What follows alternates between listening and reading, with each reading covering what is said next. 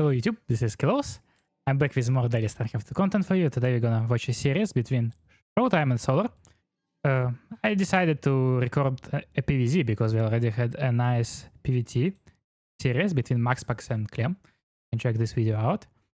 And today we're gonna watch a very nice high-level PvZ.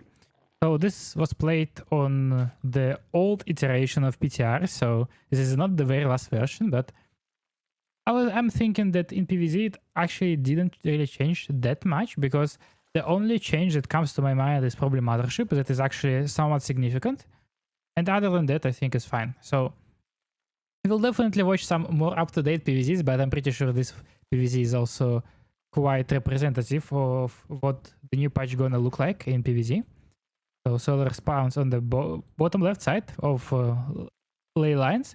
Map is very interesting because we don't know yet. They have this very interesting wisp engagers, but if you can see that there is a mineral that you have to mine, there is the same base here as well.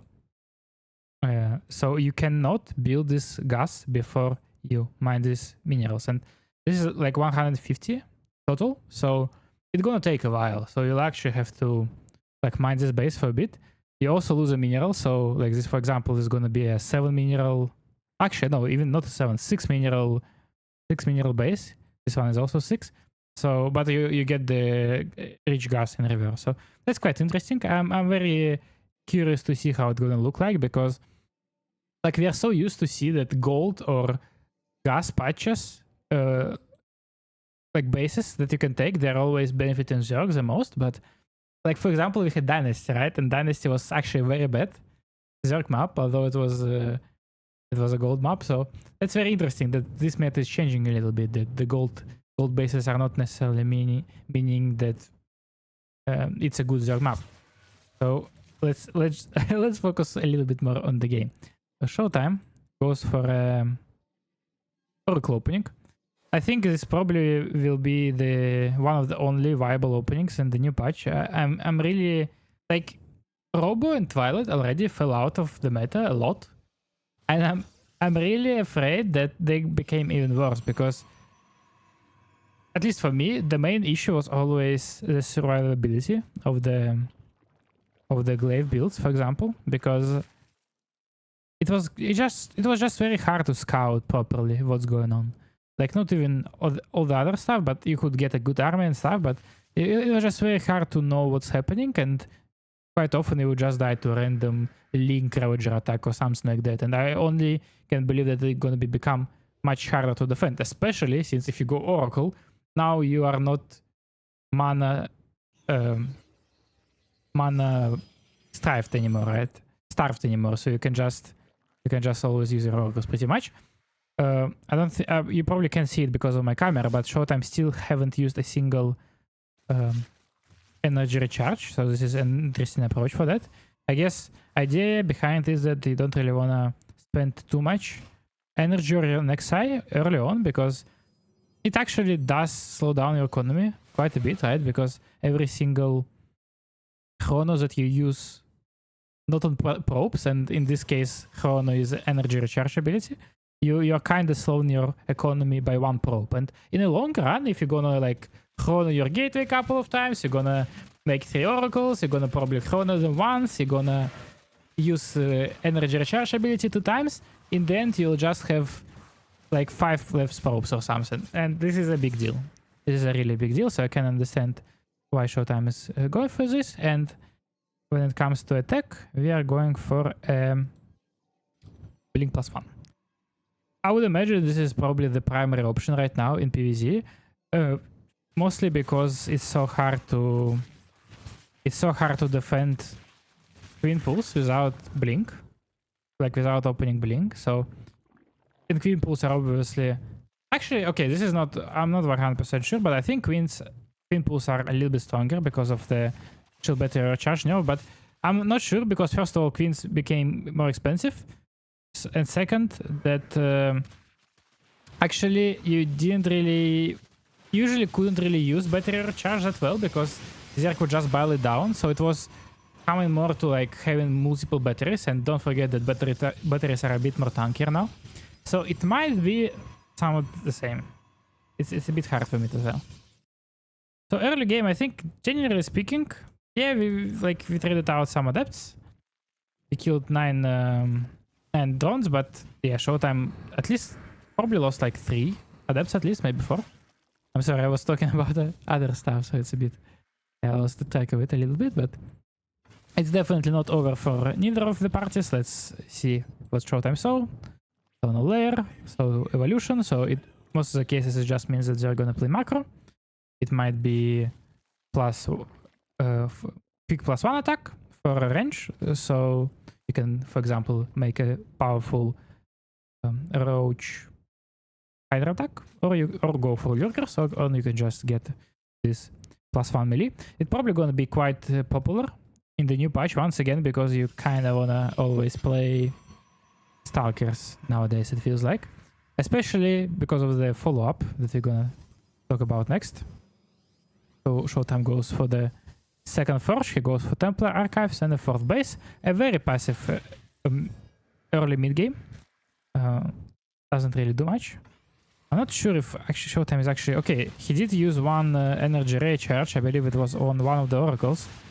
But Showtime is definitely not very... He's not going too hard on this ability, let's be honest. And I can blame him on that once again, because it probably does feel a little bit wasteful in the early game. Yeah, it will be interesting. Like, what I'm thinking about a lot is that maybe it will be possible to be more careless with your mana. Like, for example, if you see anything that is not protected by either Spore or a Queen, maybe you can just activate your beam, you know, and like kill a couple of links, because as we all know, like killing 2 links is pretty much 1 drone, right? So maybe this will be something that we might do as Protoss players. I'm not quite sure how effective it is. And it still requires a lot of testing. So this is a style that I had in mind forever.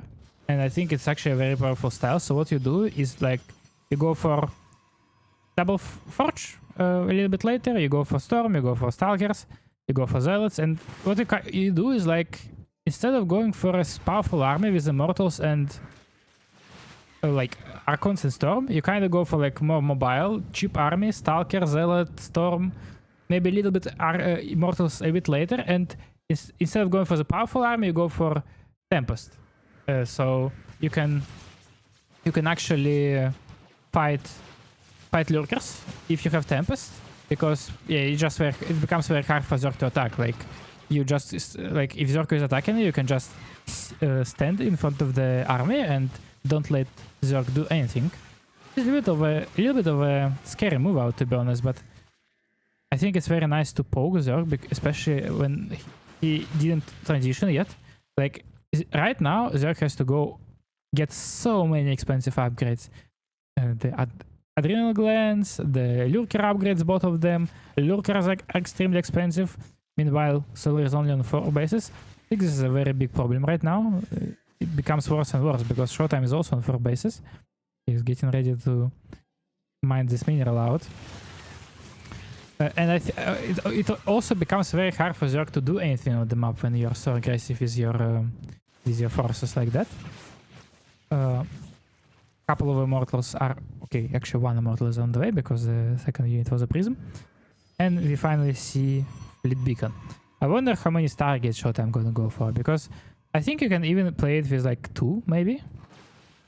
Because I don't think you need that much air production when you go for Tempest, because they actually build quite quickly, so that's the thing, yeah. So 2 Stargates, no +1 attack yet. And as you can see, like if you look objectively at this army is quite weak, right? But what's strong about that is that Zerg can't really ever pounce on you if he tries to play lurkers. So before, for example, before Zerg started playing lurkers, they used to play a lot of Link base styles, and against this kind of stuff, it's actually quite dangerous to go across the map. But if you play against lurkers, you're kinda like the only way you can lose a fight if you attack into Zerg yourself, kind of thing. It's not always the case, of course, but generally speaking, it is. And if you're not doing such mistake, then it's fine for you. Meanwhile, Showtime is expanding to a 5th base, a lot of Link counterattacks, but Showtime is perfectly ready. Many cannons, many storms. Keep poking the Zerg. Have a Prism here. prisms are extremely useful against Zergs, because it just like makes them like, look how many units are here. Just they didn't do nothing. Queens are not injecting. Probably Thor might probably run in some larva starvation issues a little bit later. So yeah, like essentially when you play against lurkers, your army quality doesn't even matter that much. Like as long as you're in a good position, and this is a very important thing if you are Protoss player and you're trying to play against lurkers, it really doesn't matter what you play, what kind of army. If you're in a position, you're good. If you're in a bad position, even if you're gonna have the most insane immortal army, if 30 lurkers get into a good position, it's kind of over for your base to exist. Like as you can see, lurkers are here. Showtime was not paying attention for just a little bit, and that's kind of it. But now this is the situation that I was talking about earlier, that you can, if you kind of are in position, especially with the mothership, Solar can't really push in anymore. Like the next thing he can do, and the next way of pushing for him is only if he distracts Showtime somehow, because I'm pretty sure, yeah, with the use of this time warp, with the use of the storm, with newly added tempests. Actually, this I don't really like this for Showtime. Okay, I'm taking my words back. I'm sorry, I can't explain myself. I know exactly what happened, but still, we have a mothership. The mothership is actually very strong. Look at the mothership go! Wow. Okay. What I didn't like about that is I think Showtime got a little bit too impatient. I don't think there was a single reason for him to jump on top of this army. Maybe he expected his army to be a bit stronger, or like just crush this army a bit better. But I'm pretty sure with this mothership and with these two temples that were already done, he could just wait a little bit and just make sure Zerg doesn't come closer to his base and keep getting cheap damage with tempest, because there is literally nothing Zerg can do about that. Interestingly enough, Hydra Dash is still not done. I think maybe Solar doesn't believe in this upgrade, and I actually brought this up a little bit in my balance patch video, that I'm not sure if Hydra Dash is any useful, and I'm kind of glad it got changed a little bit, but I'm not quite sure if it's gonna be enough, because I think the only way Hydra Dash might be useful is if it's available in tier 2. But I'm not sure if it's that important, because think about that. You have to get 3 upgrades for a unit on tier 3. I guess you can play tier 2. Sorry, on tier 2. I was talking about tier 2. Then I guess you can play tier 2 for a little bit longer? Question mark? I'm not quite sure. Okay, so now I think Showtime adjusted a little bit. Now he's being a little bit more careful, because obviously his army took a beating and he's trying to get in a very good and powerful army now. Getting some Archons in. Archons are actually quite interesting in this matchup, because you might think that Archons are always good against Zerg, but I really don't think so. I think they're only good against 2 units. Actually, they're good against Banes, so any kind of Bane based army, and they're good against Corruptors. So this is kind of 2 units that you want to get Archons against, and this is, in my opinion, at least I'm not sure what went behind Showtime's what went in his mind in this case, but I kind of view them as units that protect Tempest. So once you get Tempest, I think it's a smart call to get some Archons, just to be able to protect them from the Corruptors that are flying in. Yeah.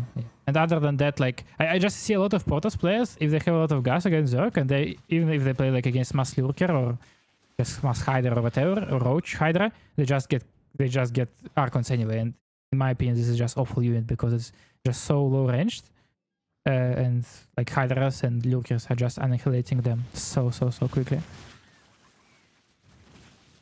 Showtime is trying to get a 6 base. I mean, generally speaking, I think if Protoss manages to get to 6 bases like this, he's in a very good spot. Zealots are running by here, and there is absolutely nothing that Solar has against the Zealots. They kill +3. They kill a bunch of drones. Absolutely not a single spine here, and it definitely feels like Solar becomes...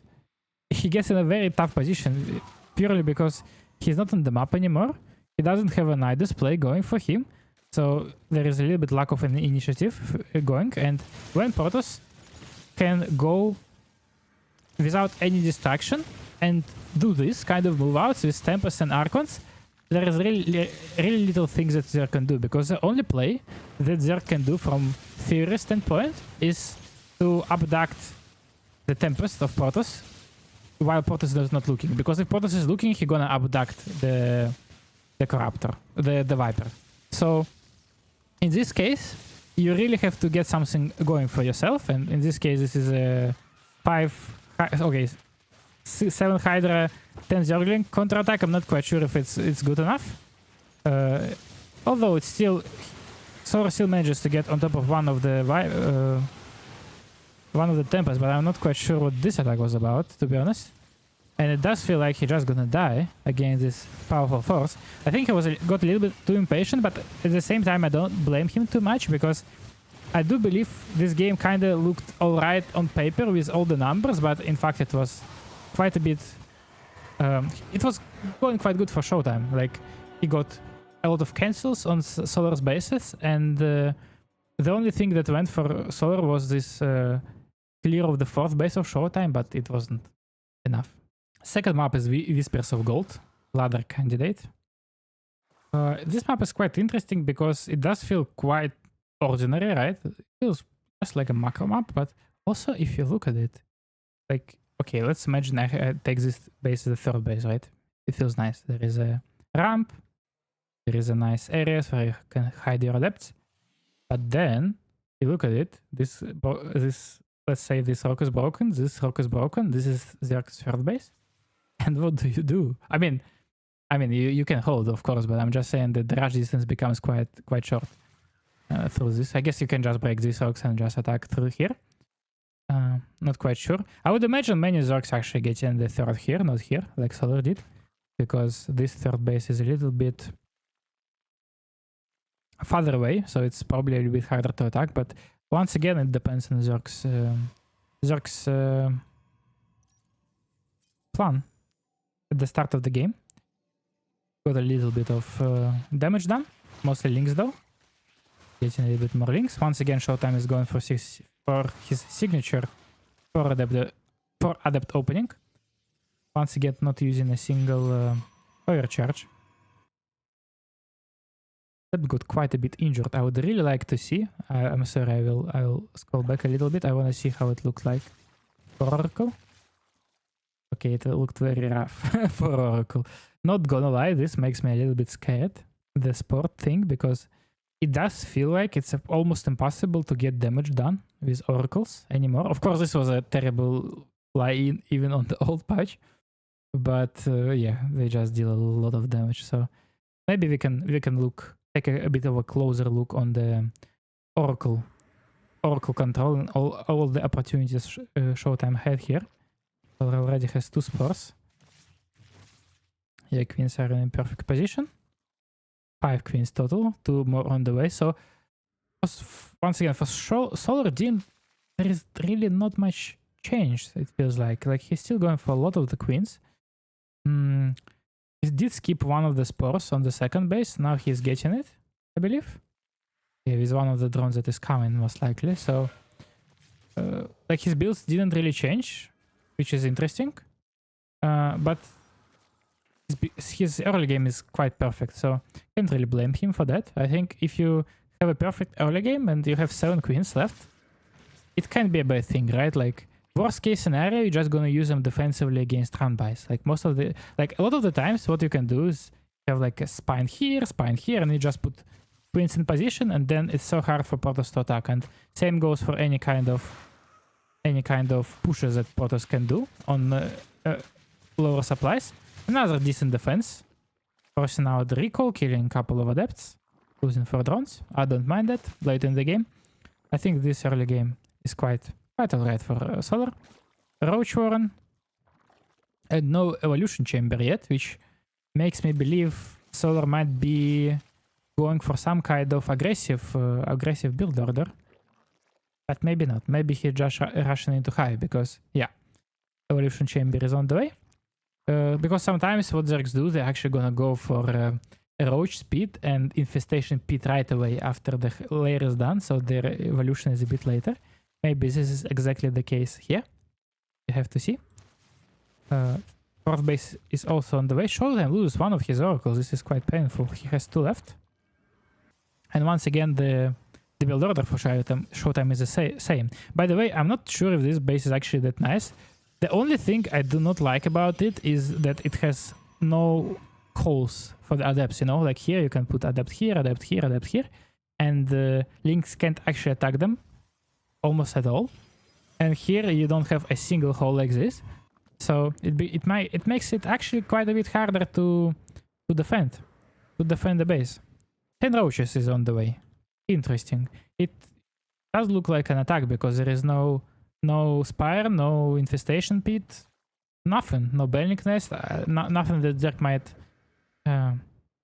might want to get if he wants to macro up a little bit or go for something else, because after you make so many roaches, you can't really drone up and play macro game. Another sign is that the Solar doesn't have a 5th base yet, because pretty much 5th base is actually quite important for Zerg when they try to play macro, because they need to transfer 8 drones for the main base to the 5th base. Otherwise, they'll be oversaturated, so their build wouldn't be optimized. So it's actually very important if they play macro to get the 5th base as soon as possible, because they want at least 80 drones, and then you need this 5th base as sub. So it's gonna be a Roach, Ravager based push with a little bit of Queens in the Overlord. Let's see what Showtime is doing. He has 3 High Templars, no Storm started yet, Charge on the way, Double Forge. Showtime is definitely very greedy. I'm not sure if he understands what is going on. Okay, he goes for a double battery here. 2 Archons. Once again, I'm not a big fan of Archons, but in this case it's fine because he already had these High Templars and there is literally not a single way for him to get a Storm, right, for this push. So Ravagers are coming in, Piles are also being dropped. For now it looks very scary for Showtime. I would really like him to get an Immortal or 2.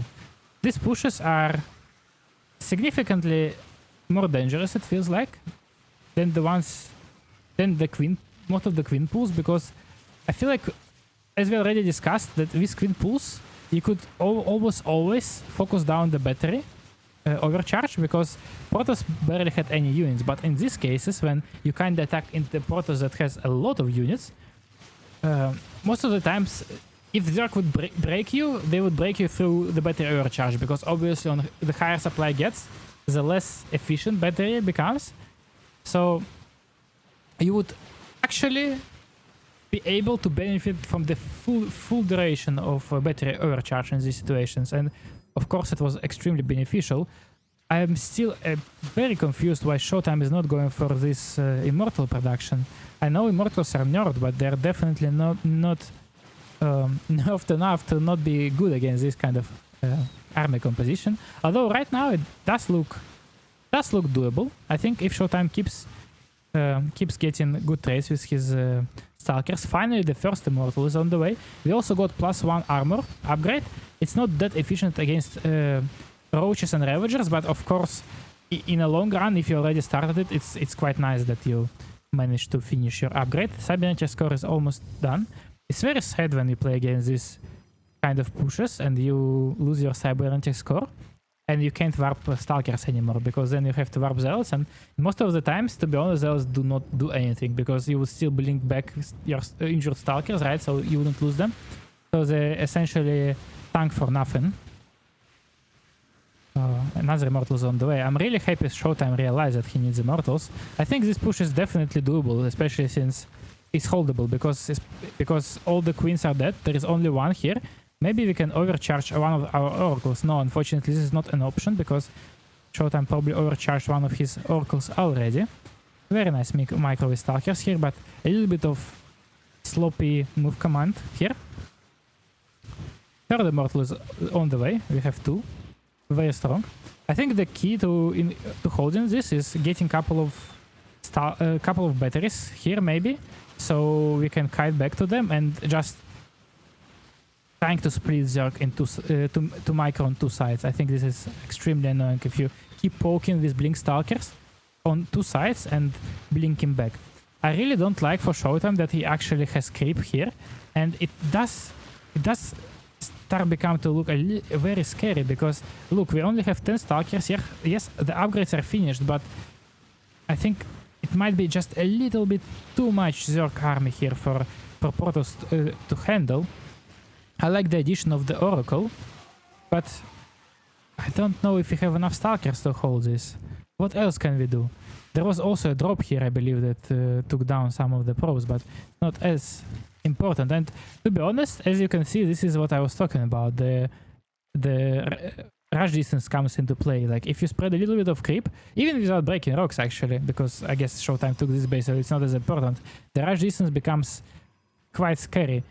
What I can already tell is that it definitely become harder to hold this kind of pushes, but I also cannot say that this was in any sense unholdable. I think Showtime was just a little bit careless with his defenses, in the sense of static defenses. I would definitely like him, yeah, having like batteries and cannons on the back like this.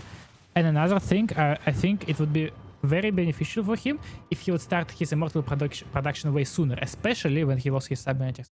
So cybernetics core could be also rebuilt a bit sooner. So I definitely do not think it's any problematic. It's much more doable for Zerg, and I can't say I hate it all that much. Ultra Love OC is the last map of the series. Quite a standard map. I kind of like the visuals. I think this map is very good looking. We have some black holes here. I think this is like a hybrid inside of some kind of black thing. Looks quite cool. But to be honest, once I realized this is a hybrid, I couldn't unsee it anymore, and now I just see that hybrid with a black thing on top of it. The minerals, I like the colors.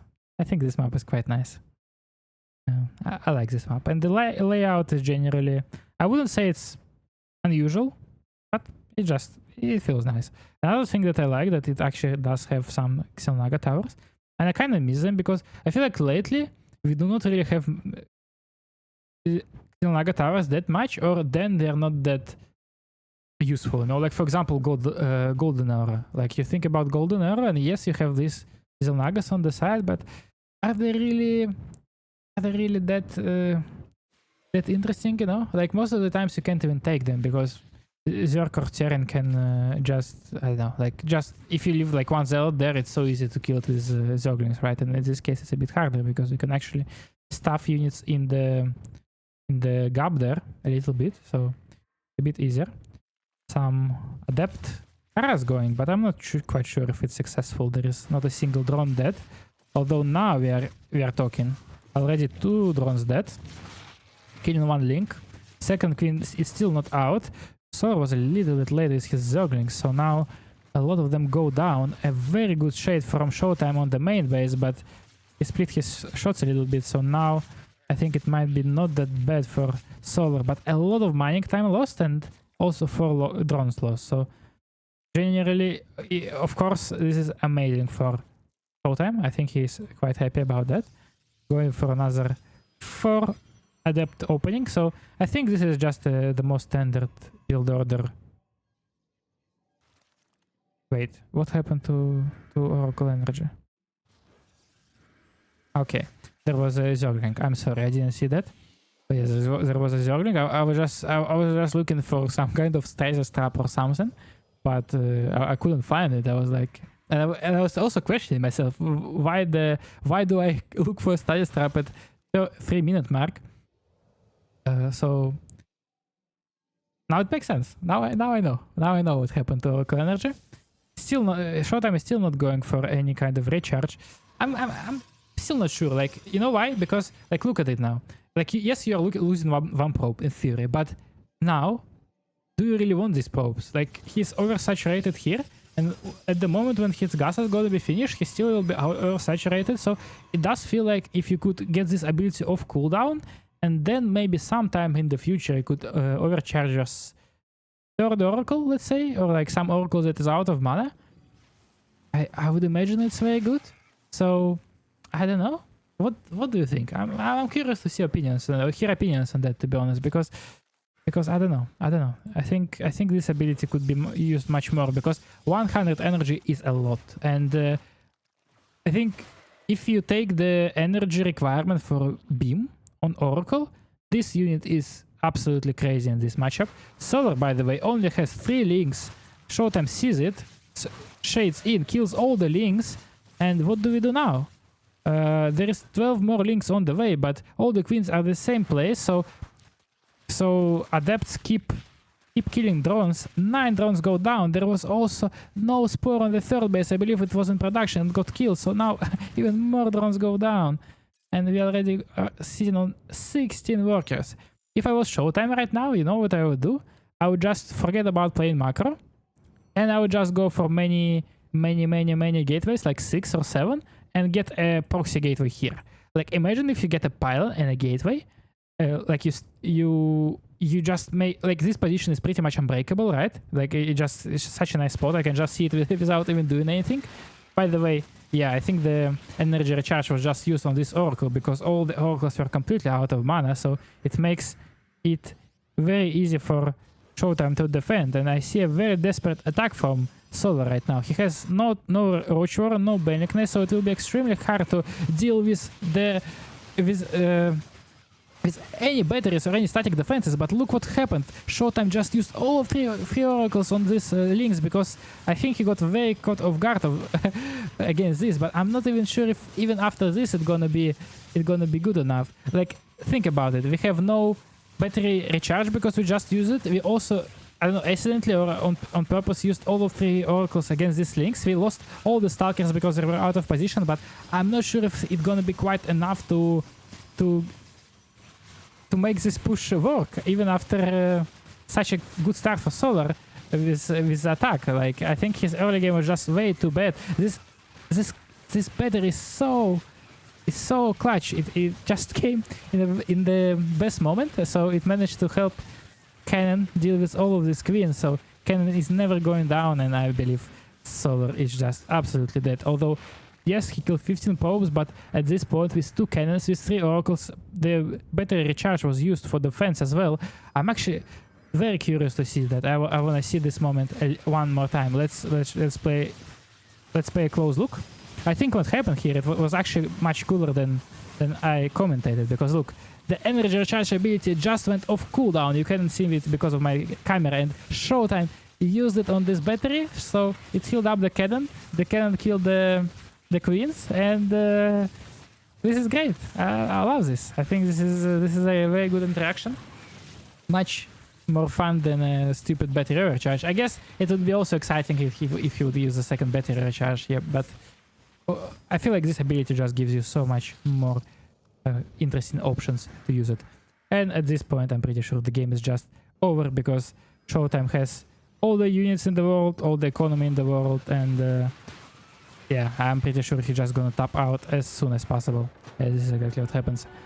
Thanks a lot for watching. I hope it was fun. I'm sorry I'm a little bit more tired today than usual, but next video is gonna be much better. See you next time. Bye bye.